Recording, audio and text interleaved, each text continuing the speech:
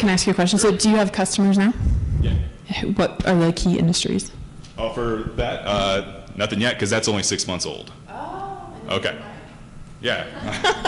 That particular one's only 6 months old. Okay. For other stuff, for our stock shape materials, yeah, we have other customers. Okay, fantastic. Thank you. Good afternoon. My name is Marian Klein. I'm with Boulder Environmental Sciences and Technology, and we are developing sensors for weather observations. And those observations are useful to provide data from the atmosphere, something like temperature, humidity profiles, cloud and cloud parameters. We can observe also rain and snow, in other words, precipitation in different forms, and also surface parameters, something like ocean wind vector or the sea ice coverage. We have here a sensor shown as a buoy-based sensor for that. Next slide, please. The principle of the sensor is basically works like a human eye. That means that it receives the electromagnetic waves which already exist in the environment, and it basically detects the environment based on that radiation that comes to the sensor. The sensor is microwave, so that means that it works in very wide range of the wavelength from 1 gigahertz, which is about 30 centimeter wavelength, to about 1 terahertz, which is about 0.3 centimeters or 3 human hairs thick. And that allows observations of many different things. So what I have pointed out here is, why would we use microradiometry?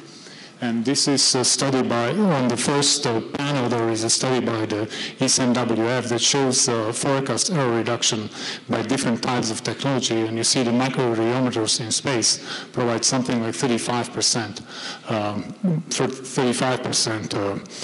error reduction in forecasts, comparing to where they are not involved in data.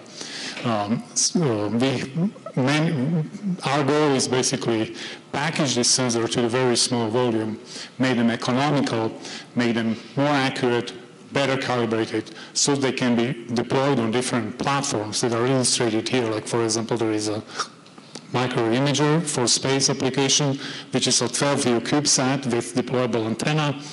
The second one is the sounder, which is similar to the spacecraft which already exists, but much smaller. We are developing deployable antenna for such sensors. We are also developing a buoy-based sensor for offshore wind farms. And we also have interest in the from NASA to fly our airborne sensor on the aircraft. Next slide. And this is an example of how this new technology compares with the currently existing technology. So on the right side, you see advanced technology microwave sounder, which is basically a walking horse from space for microwave measurements. And on the left side, you see a 12-view CubeSat to which you can package more of the capabilities than you see on the right side.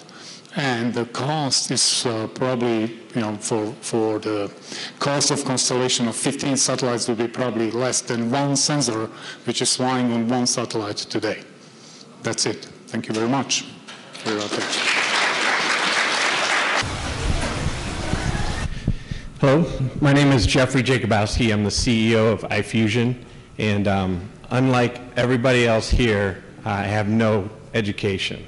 So thought it was prudent for me to add some of my history here, which equates to an education.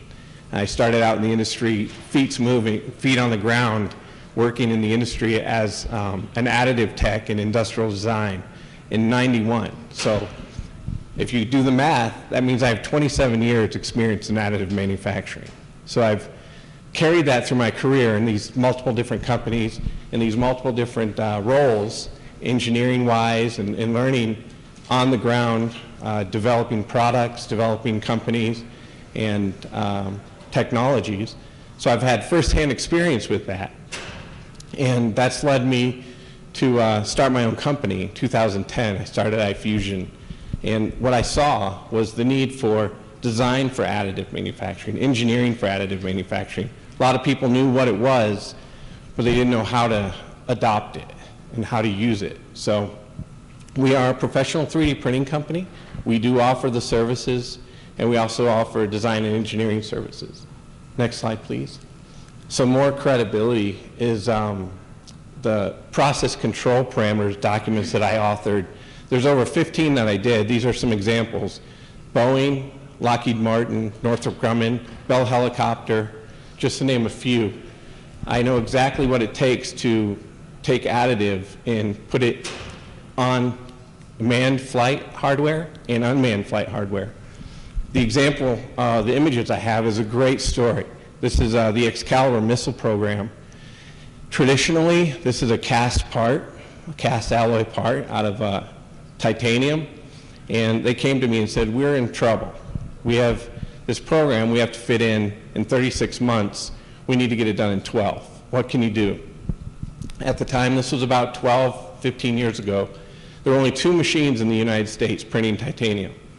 So I commissioned those machines. We printed the parts out of titanium, post-machined those parts, and we were able to rapidly test and fire, redesign, test, and fire. We did 36 iterations in 12 weeks. We saved $1.6 million and finished the program in total in 24 weeks. So that's where additive really has some legs to stand on. This was a long time ago. Additives made a lot of improvements since then. Next slide, please. So that's what we do at my company. We help consult you with your TRL level. Where are you now? Where do you want to be?